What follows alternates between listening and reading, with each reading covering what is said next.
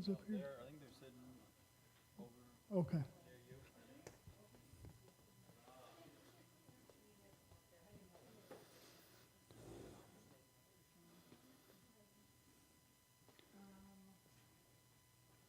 They're where?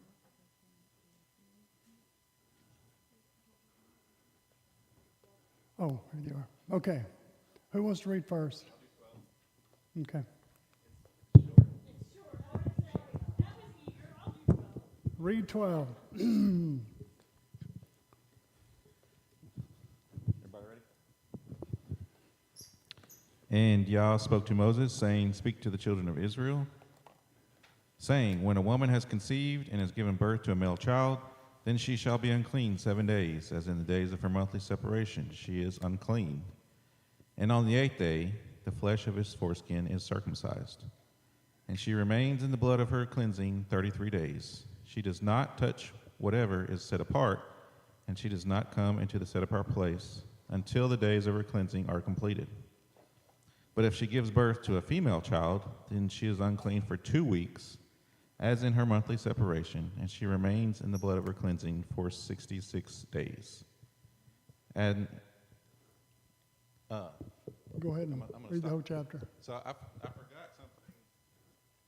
Me and James were talking on the way, and he gave me an answer that I didn't cover because I totally forgot about it. Why 14 days? Why does it stop in the middle at 14 days? Because nothing really happens to her, to the female on the 15th day. So what is the repercussion? James, help me with the answer to this. I think it's right, but I could be wrong. What happens when we think about 14th, waiting to the 15th day? What do you think about? Entering the third week. We think Oh. about Passover, right? So and the woman is Israel. So what is this hinting at? I think it's hinting that the circumcision of the woman is Passover.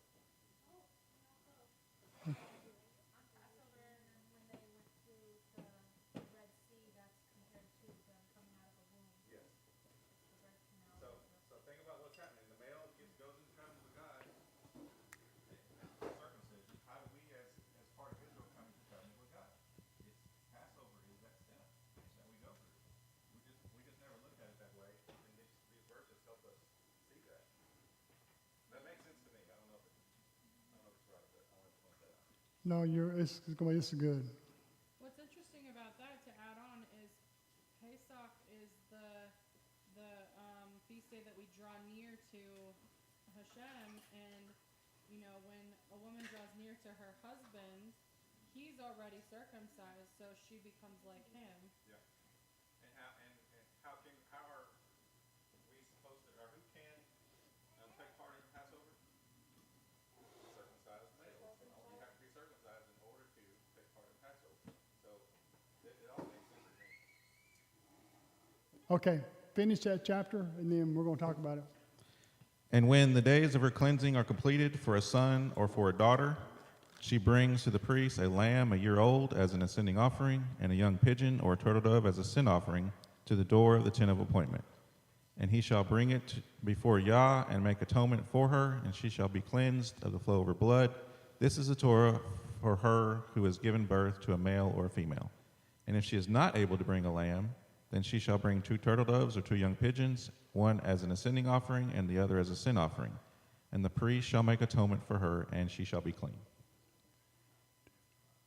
Okay, so we got 7:33 for a male, and then 14:66, which is 80 for a female. So all of Rigo's Josh this morning, the way he was explaining it was really great. That was really cool. It opened your eyes on some stuff. So we're talking about like 2 comings. We're talking about like the first coming of Yeshua and the second coming. And Messiah ben Yosef, Messiah David. Now what's really cool about that is by making the second coming the 14 and 88, and just what he just got through saying with the 14th being Aviv, Passover, then in Israel being the female, then watch this. David reigned for 7 years in Hebron. Then he reigned for 33 years in Jerusalem, 40 years total. Then Solomon becomes king. He reigns for 40 years. But it's still David's reign. So Solomon is like an extended version of David's reign. And 14 for the female, and then 66 days later. Okay, when we came into the land, Joshua conquered the land for 14 years before they started dividing the land. So now we see that Solomon, and I've always talked to you guys, that Solomon is so important about entering into the land. It's the same concept as Solomon becoming king. Now, let's go back and look at when Solomon becomes king, because this is the whole story. Everything's right there before our eyes. Solomon, now remember, David had two sons that declared themselves king. Absalom, David had to flee Jerusalem for that one and then come back. And then at the end, Adonijah. Do you know they had the same mother? Kind of bad traits there, didn't they?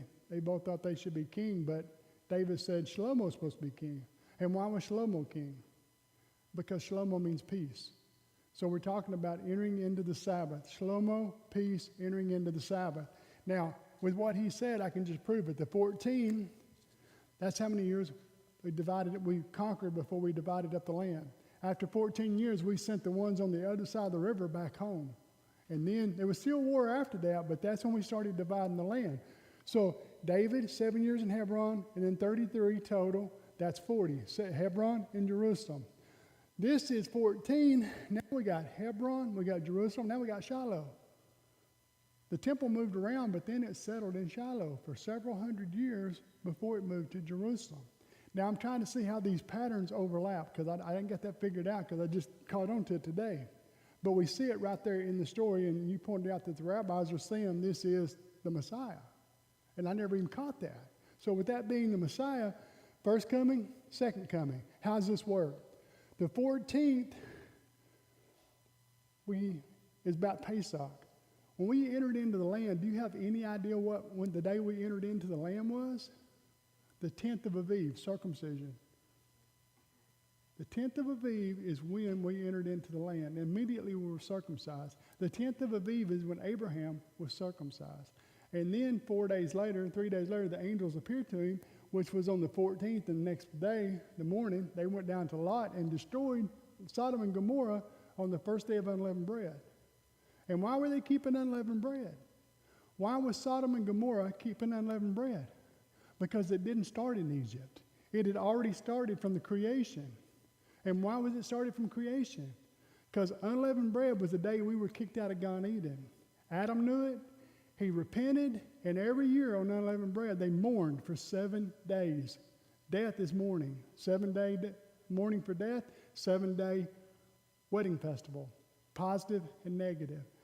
Before we came to Egypt, before we came out of Egypt, this period of unleavened bread was all mourning period. Now, we have a phrase, Yah says, I will turn your, we paraphrase it because we're actually quoting it out of context. I will turn your fast days into feast days. He already did that once at Exodus.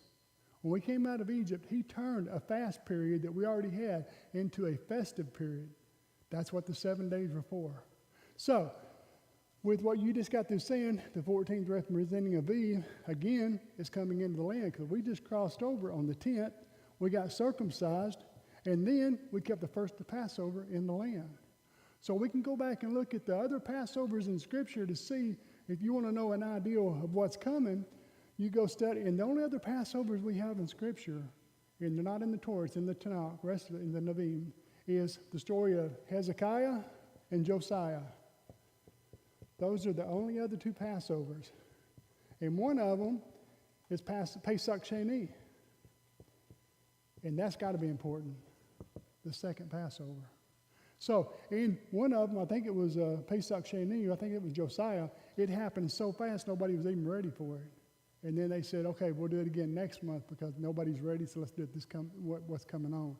So, that's what we got to look forward to. Now, this dividing line, to me, I gotta mark the Sabbath. The Sabbath is what sets apart the Sabbath. And remember, Yeshua is going to prove to the Jews through their own traditions. That's why.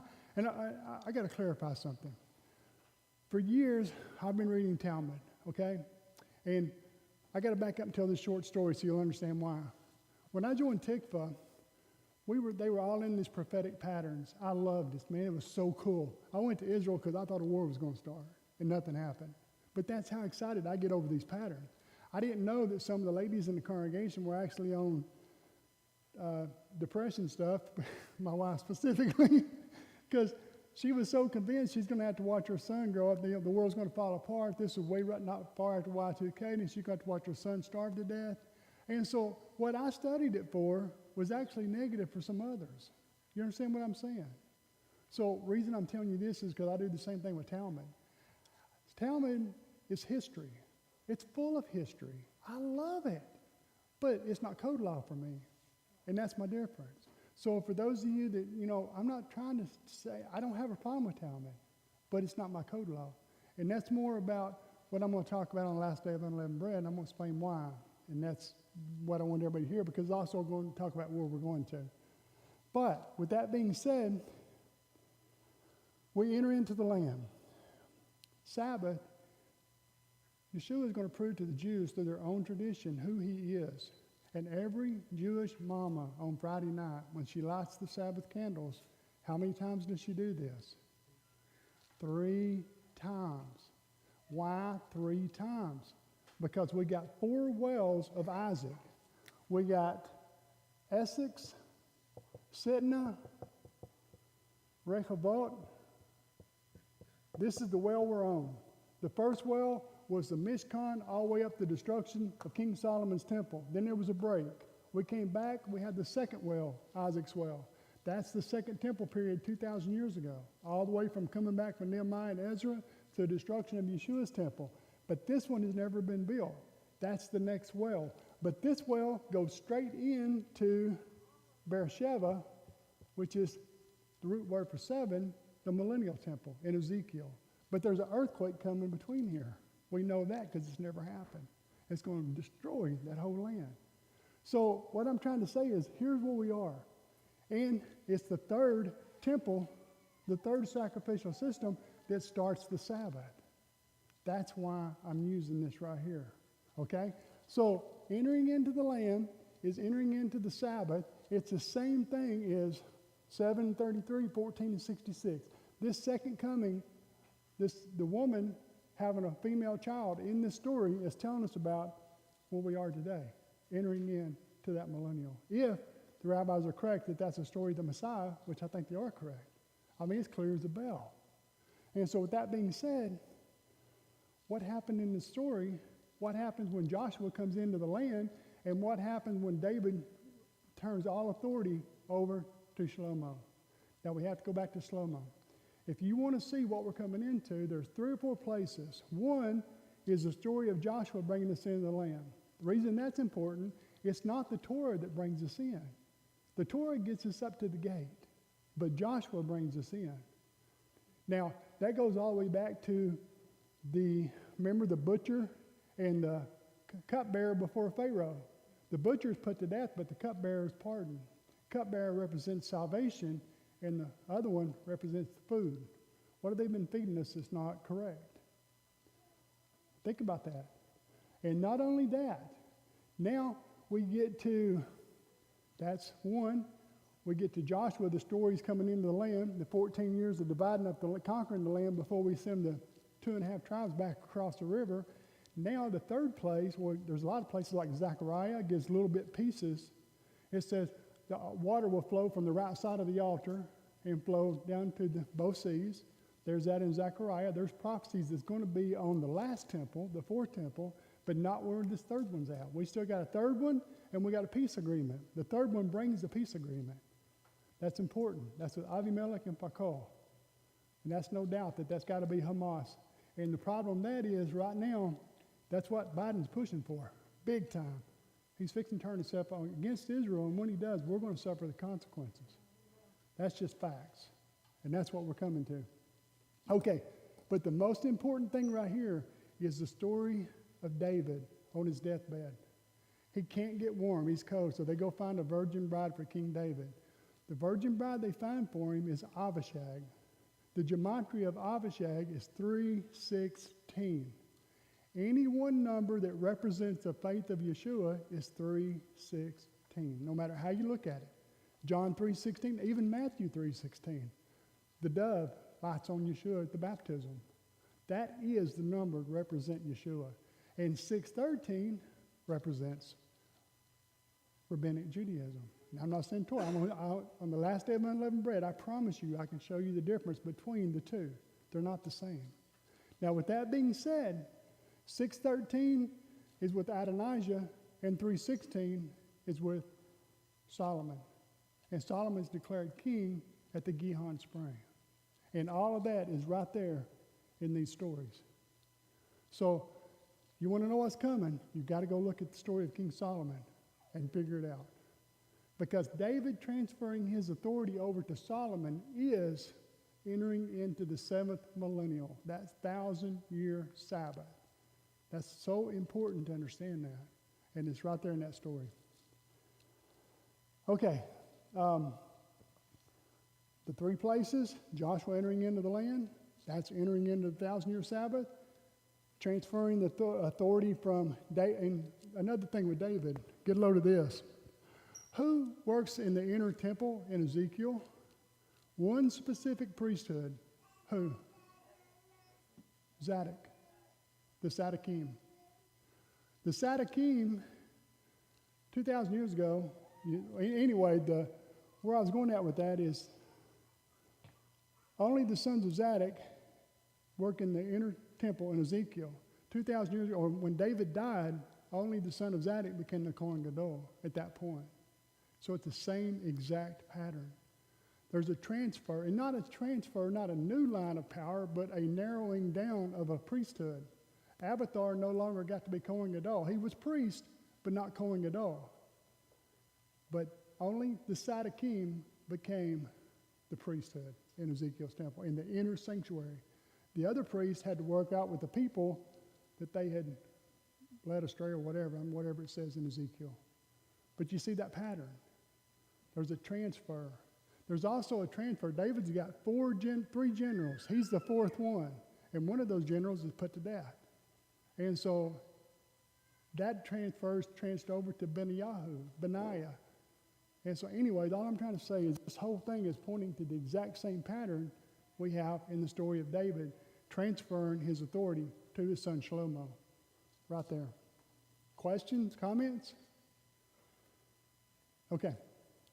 Let's go down to chapter 13. And of course, I'm not saying there's not a literal translation of this. That's not what I'm saying. To go to the temple, a lady had to, first of all, she's unclean for a 40-day period. She can't go to the temple until that 40 days is up for a male child and 80 days for a female child. I'm just applying a spiritual aspect that even the rabbi said, this is the Messiah. And by their words, if this is the Messiah, then we can clearly see that it is Messiah. It's a transfer of power from David to Shlomo, but it's still David's kingdom. Think about that. So even Shlomo is a new leader, it's still David's kingdom. 40, 80, and then you have the 40, 80, and 120 of Moses. Moses left the country at 40, came back at 80, and led the children of Israel out until 120. So those patterns are all right there before us. Okay, chapter 13. Johnny, you reading?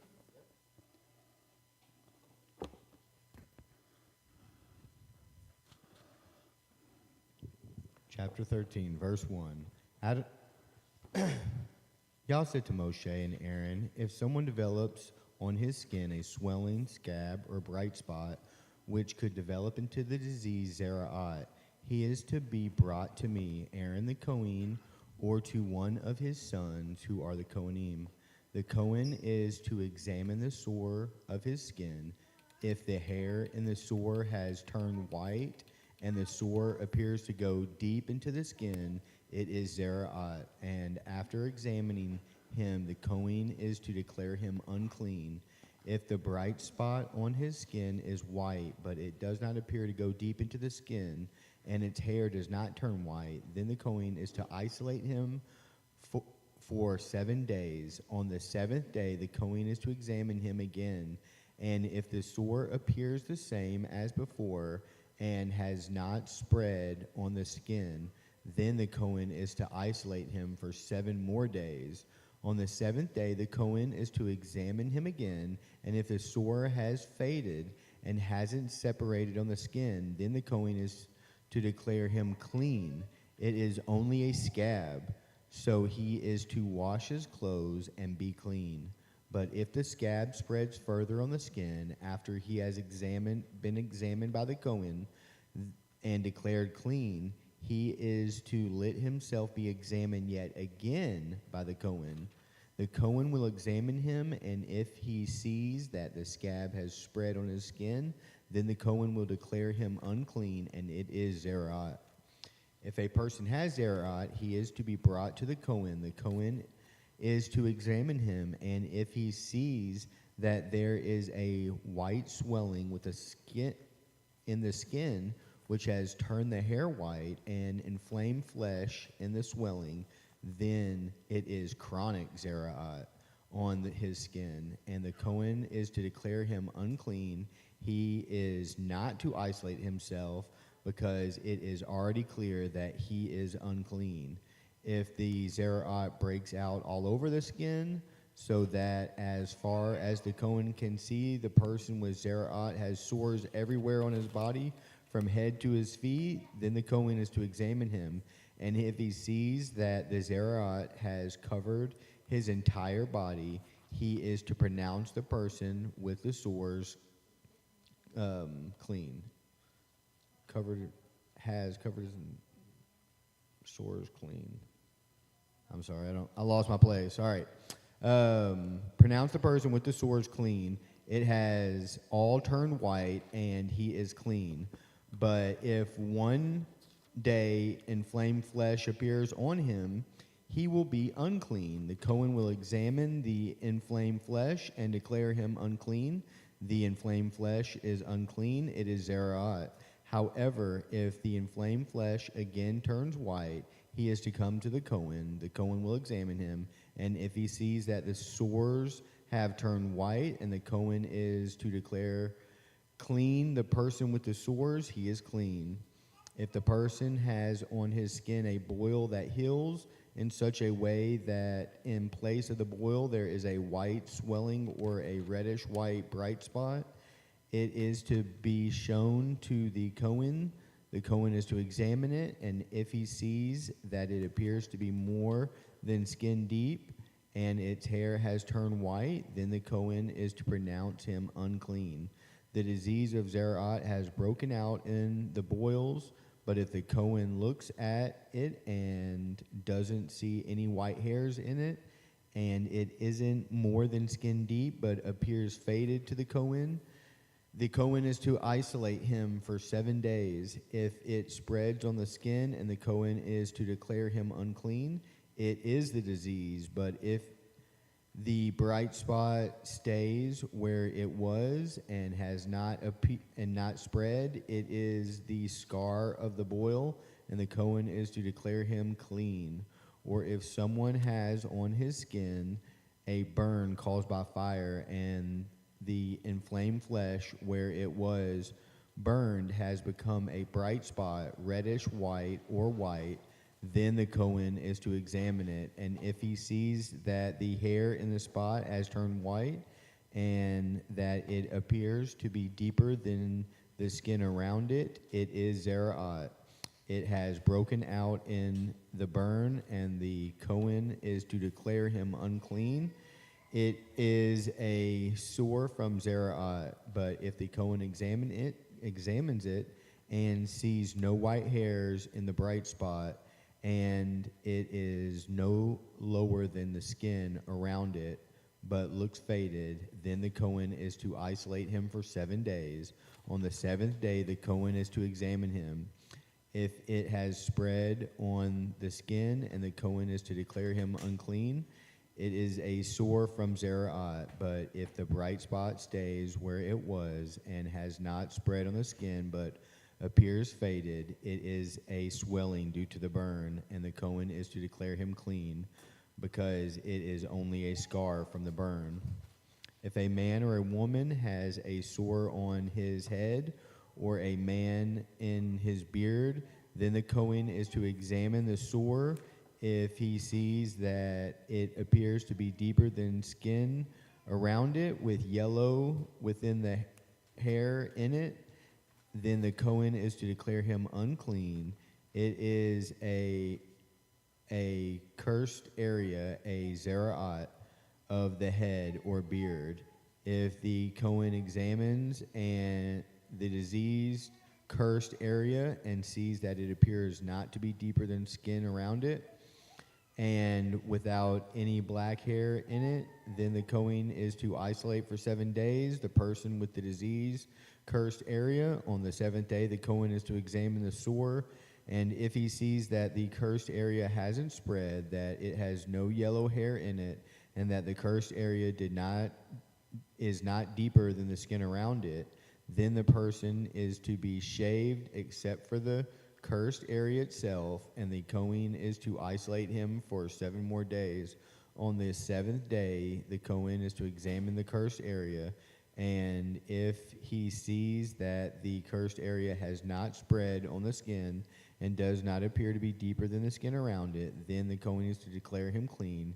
He is to wash his clothes and be clean. But if the cursed area spreads after his purification, then the Kohen is to examine him. And if he sees that the cursed area has spread on the skin, the Kohen is not to look for yellow hair. He is unclean. But if the cursed area's appearance doesn't change and black hair grows up in it, then the cursed area is healed. He is clean, and the Kohen is to declare him clean. If a man or a woman has a bright spot on his skin, bright white spots, and the Kohen is to examine them. If he sees that the bright spot on the skin are dull white, it is only a rash that has broken out in the skin. He is clean. If a man's hair has fallen from his scalp, he is bald, but is clean. If the hair has fallen out of the front part of the head, he is forehead bald, but he is clean. But if on the bald scalp or forehead there is a reddish white sore, it is zera'at, breaking out on his bald scalp or forehead. Then the Kohen is to examine him. If he sees that there is a reddish white swelling on his bald scalp or forehead, appearing like zera'at on the rest of the body, he is a person with zera'at. He is unclean. The Kohen must declare him unclean. The sore is on his head. Anyone who has zera'at sore is to wear torn clothes and unbound hair, cover his upper lip, and cry, "Unclean, unclean." As long as he has sores, he will be unclean. Since he is unclean, he must live in isolation. He must live outside the camp.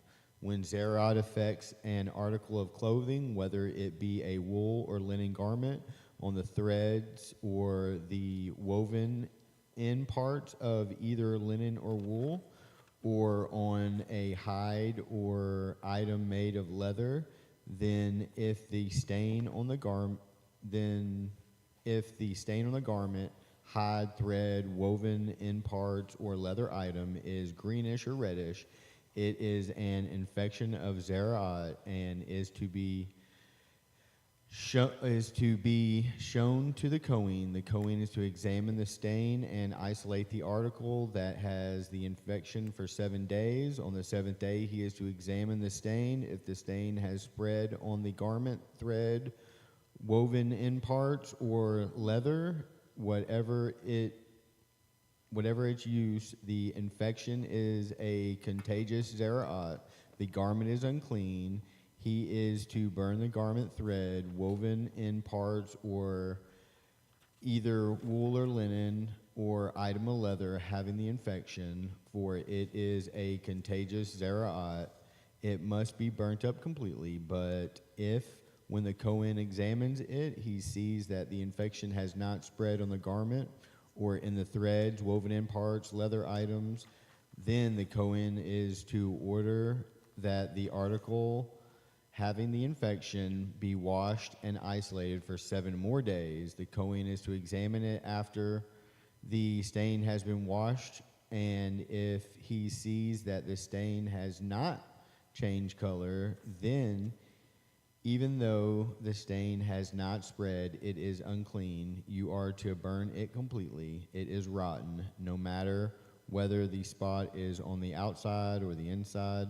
If the Cohen examines it and sees that the stain has faded after being washed, then he is to tear the stain out of the garment, leather, threads, woven in parts. And if it appears again in the garment, threads, woven in parts, or leather item, it is contagious, and you are to burn up completely the article that had the stain. But if the infection is gone from the garments, threads, woven in parts, or leather item that you washed, then it is to be washed a second time, and it will be clean. This is the law concerning infections of Zera'at in a garment of wool or linen, or in the threads, or the woven in parts, or in any leather item, when to declare it clean and when to declare it unclean. Okay, let's go back to verse 13. So the Cohen shall look, and behold, the affliction has covered his entire flesh. Then he shall be declared the affliction to be pure, having turned completely white, it is pure. So we got a person completely consumed in leprosy. Once he's completely consumed, once his whole skin's turned white, then he's declared clean. And so you get this argument of, you get the two different point of views of the Messiah. Some say the Messiah in Judaism. Some say the Messiah will come when the whole world keeps one Shabbat. When this happens, when that happens. Or whenever a Jew keeps the Shabbat, forgive me. And so then they'll have the other version that says the Messiah will come when the world is so bad, if he don't come, it's going to be destroyed. And they use this verse right here. When you're completely leprous, then you're pronounced clean. And who's the Cohen that's going to pronounce us clean? That Cohen. He didn't come the first time when it was all perfect and being kept well. Exactly. But now watch this. Now let's talk about leprosy. Now we're not talking about we're not talking about what we call, was it Hansen's disease? Is that what they call leprosy today? The rabbis say it's something different. And let's get them the benefit of the doubt for a minute, because it is interesting when you think about it from this perspective. They're saying it only happened when the sacrificial system, when the temple stood. They said once the temple was gone, this form of leprosy never happened again. Okay, let's keep that in mind, because Rigo said something earlier when we were sitting there talking. He's talking about leprosy today. What would kick off leprosy today? What are the three causes of leprosy? Number one, Lashon Hara. And where do we get this at? Miriam spoke against Moses' wife and come down with lepers. Number two, haughtiness. I guess that's the way it's in the King James, but haughtiness is kind of like, I guess, lifting yourself up and trying to be something you're not. Where do we get that from?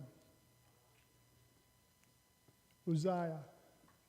Uzziah went into the temple to offer incense. So when you hear people say that David could eat the showbread because he was king, you use Uzziah and say, no, he couldn't. He couldn't eat the showbread because he's king, because Uzziah couldn't make incense. Showbread's on one side, incense is on the other. The reason David ate the showbread is the priests give it to him, and then they all died in the next chapter. So, and he didn't eat it because he was hungry. The priests are responsible for all the holies that belong to God. And therefore, David was guiltless. And this is important because if my wife does something that I give her permission to, if it's against Torah, I'm held accountable, not her. Now, she may suffer the consequences as a family with me, but she's not held accountable. It's on me. So it's important. Young men need to learn to be the priest of your household. And that's not male chauvinism. That's just love and respect and understanding that you have a different responsibility. And another thing, and modern feminists don't really like this, but every child needs a mother and a father. The mother is emotional. The father is more strict. And, when the mother disciplines the children, a lot of times she'll say, this is going to hurt me more than you. And the father's like, oh, no, it's going to hurt you a lot more. But he loves the child just as much. But he knows he has to light those little tail feathers up occasionally. And so anyways, that concept, that goes back to what we're saying. You got to have both points of views. What's the third version of leprosy? One more. Greed. Where do we get that from? The ones that, stumbled upon the camp. Remember the two lepers? Well, actually, they were already lepers. And the Samaritans were surrounding Israel, and all of a sudden they all left. And the lepers, they're like, we're dying, we got to get some food. And they walk out there, and they're like, everybody's left. It's a trap. Well, it don't matter, we're going to die anyway, so let's just go get the food. And they walked into the camp, and they started realizing that the enemy had fled. And all the people in Jerusalem were starving to death. And they said, hey, let's take all this wealth and let's hide it. And as they were hiding the wealth, one of them said, that's why we're lepers to start with, because we're greedy. So then they went and told the people of Jerusalem, and they came out, and they all had food to eat. Sherry. One thing I see in this, Lashon Hara means that you're trying to make someone else little. Exactly. Speak to make them little. Haughtiness, I You're lifting yourself up. big. Good point. Greed says, I do together all to me. Good point. Self. Okay. Now, let's assume the rabbis are right for a second on when it can happen. This is why it happens, and that's straight from the scriptures. But they say when it happens, there has to be a sacrificial system. Now, look what happens. Remember, my theory that this third sacrificial system actually starts the 7th millennium, okay? To me, I got to have a dividing point. I know there's a lot of things happen, but I still need that dividing point so I know that we've actually stepped into the millennium. Now, if the sacrificial system starts, and if the rabbis are correct that that's what kicks off leprosy, look where we are today. You realize how many famous people and how many movie stars and all of these, they're greedy, Lashon Hara, haughtiness. You realize how leprosy would just go crazy. And of course, the liberals are going to say it's a disease spreading because of blah, blah, blah. No, it's a disease spreading because of Yah. So leprosy, I think I agree with Rigo, I think it's going to hit big time. And I mean fast and hard. You know what's really interesting? This could be nothing, obviously, but the cicadas that have been like coming out, they have some sort of like fungal issue, and there are I don't know if it's like a fungal issue, but they're waiting to see if it's gonna like communicate Cross over. towards us, and so that would be interesting if. So, now wait a minute though. Now, with what you just said, you said in a time frame. Now, what I mean by that? When I just said, what if that actually happens? What if they blame it on the cicadas and they're bringing this filth into the world, blah, blah, blah. But what happens first? The sacrificial system. Now, why is that important? Well, we got these cicadas, and I'm not saying that's it, but it might be. So we got these cicadas fixing to do bloom and whatever, come out by the billions. But we also have a red heifer that's got to be sacrificed before it turns 3 years old. I'm sorry, you're right. It's got to be processed before it turns 3 years old. It's not a sacrifice, you're right. Also, what's really interesting, me and Nicole have been noticing this, but a lot of Jewish people are completely saying that this red heifer sacrifice is not like a Jewish thing. Like it's not happening under rabbinic authority or anything like that, which is weird because it totally is. Yeah, it is. Yeah. But they're being told that it's not. Right, So, right. but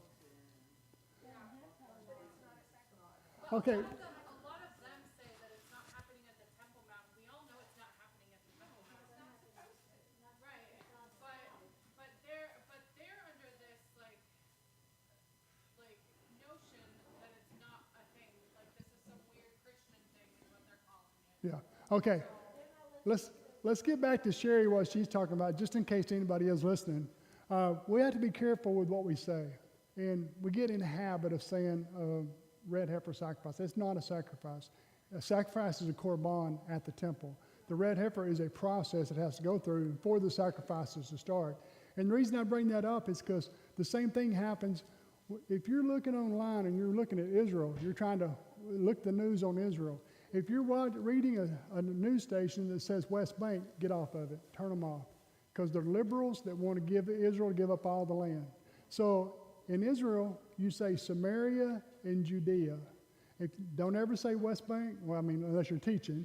But my point is, it's not the West Bank. The West Bank are all liberals. And so just the way you word things, so when we call the red heifer a sacrifice, then it automatically throws us into a group with something else. Hold on, Sherry, right here, and then Sherry.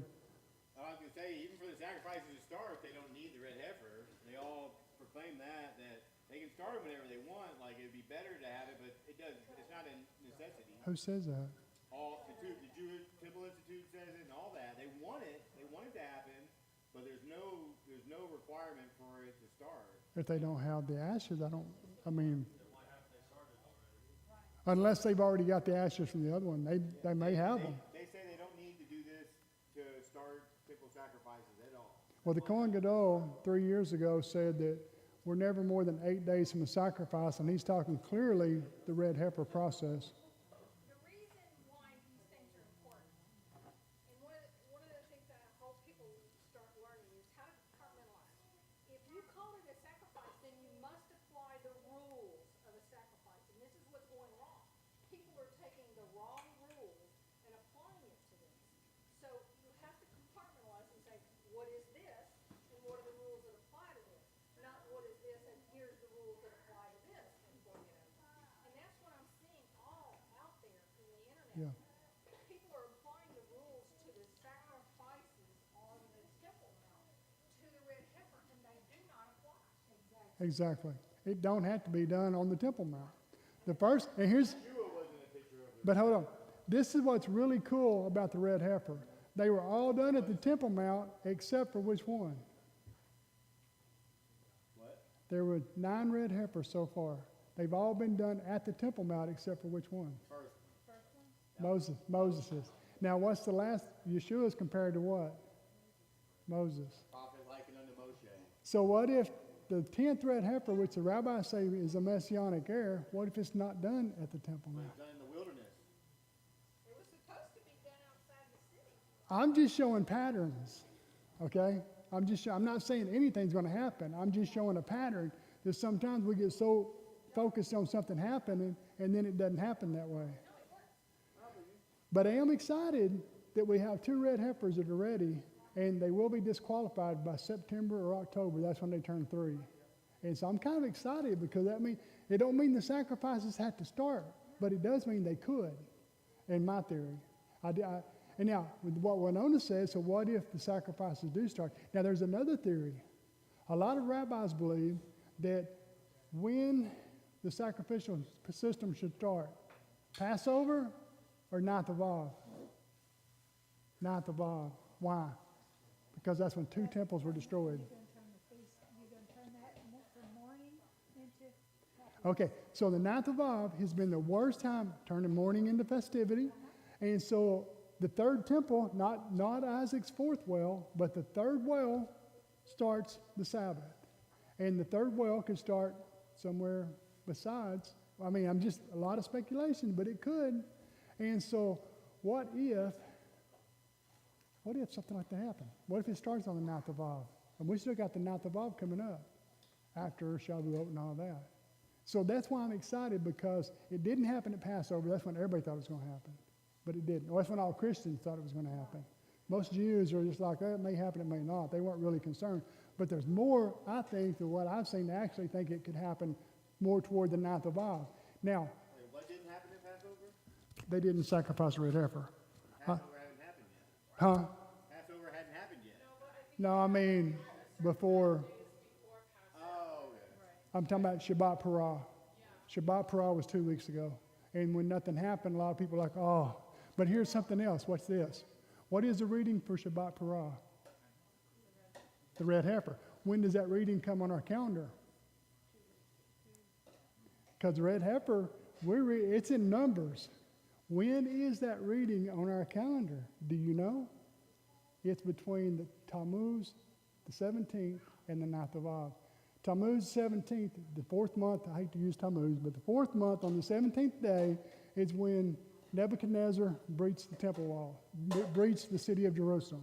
And they conquered, they fought for 21 days to get to the temple. In that time frame is when we actually read the story of Parah Adamah on our Torah reading schedule. Isn't that cool? The first one was done at the beginning, and now, sure. Just gonna throw out a thought. When they decided to do the altar, that's actually men deciding to do that. And I'm looking forward to it too. But the one who shuts it down, okay, so what happened on the 9th of Av? The temples were destroyed, right? So what if on the 9th of Av, the altar's up, but the anti-Messiah comes and shuts it down? You see, that's kind of more of a picture of what happened to the temple. The world comes in and destroys and takes down. You see? Okay, now I'm going to challenge it. Not that I'm saying it's right or wrong. I always look at just the opposite of what I always think. No matter what I think, I back up and I say, well, what if it happened something different way? So the whole world is looking for an Antichrist. What if the one they're looking for is actually Eliyahu? Because he can call down fire from heaven. And he's going, what if somebody goes to Judaism? Now think about what I'm saying. What if somebody goes to Judaism and believes in Yeshua and believes in Torah? Christians say, no, he's not representing us. No, the Torah's been done away with. So you're saying that John is calling this man a man of perdition or a man of lawlessness? The man of sin has been around from the beginning. No, The spirit of the that's Antichrist. So you're getting the Antichrist and the man of sin. So the Antichrist is not in Revelation, but the Antichrist is all throughout every other book. There's only one man that's talked about in Revelation, and that's called the man of perdition or the man of sin. And that's the one that can call down fire. He blasphemized the temple and all that. So that's one man in this last book. And you think that John is saying that that's really... No, I'm saying Christians are saying that the next person coming, and I don't know where we are on that schedule. But I'm saying too many Christians have got this idea they're waiting for one specific man. And what if that one, they say that one man can defile the Holy of Holies. What if it is John or Elijah's third coming? And what if he does? What if he is Kohen Gadol? I'm just challenging you. Well, read Revelation. I mean, again, like... I can't put Revelations in a 3-year time frame. I mean, to me, it's thousands of years. Yeah. I mean, I can't. The man of perdition. We got the Pope standing up and swearing. I mean, we've had 1,200 something. Okay, there's a verse that says when one's beheaded or took a mortal wound to the head. If you go to the day Catholicism started to the day, who was the guy that took the Pope captive? The French general, Napoleon? Napoleon, was it? One of them took the Pope captive, didn't kill him, took him captive and they couldn't replace him. Took a mortal wound to the head, but then they came back after that. So what I'm trying to say is I can't put Revelation, I'm not trying to challenge you. If you believe that, then that's fine. But I don't put Revelations on a 3 or 4 year period. I agree with you. I don't think Revelation is that time period. So you think the man of perdition, this man of lawlessness, is not one man, but the person sitting in the Pope's position throughout history, because the Pope also runs the Islamic world. Exactly. And it makes sense that he, like, even if you go read Jasher, it says that they decided to take a king for themselves that was not from their people and put him on a throne forever. And it looks like a picture of the Pope to me. So they make sure that they have a leader that always, and he had this big castle that he was protected in. He never came out of it. It sounds like the Pope when you read Jasher about who their king is of the Islamic world. So that's a better way of looking at it. But I'm just saying, what scares me is everybody's waiting for one specific person to say it's the Antichrist. Now, what if that person is a Cohen? What if he's an Isaiah 66 Cohen? What if he's a priest from the nations, didn't even know he was a priest, and he's brought back? Isaiah 66, hold on, and I'll get you in there right here. Okay, so we got Isaiah 66. What if the third coming of Eliyahu, what did everybody say about the second coming of Eliyahu? John, he should have been Kohen Gadol. Well, what if the third coming of Eliyahu, he is Kohen Gadol? What if the third coming of Eliyahu is he goes into the Holy of Holies?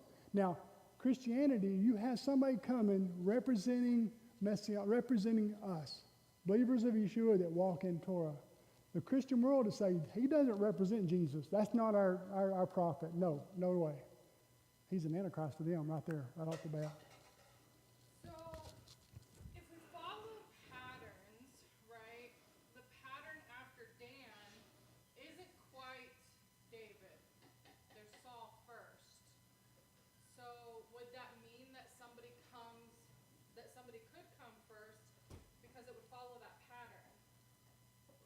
The one after who? I'm sorry. After Dan, well, after Samson, right? Samson was Dan, and then Last judge. and then right after that was Saul.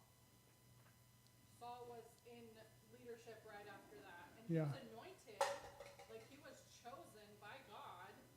But Now- then Hold that thought. So Saul has a son called Ishbosheth. Ishbosheth means man of shame. David fought against Ishbosheth. So you may be onto a pattern there. But again, are we putting it in the last days, or has that just been something that's stretched out for thousands of years that Yeshua has been fighting over and over? Well, and it could be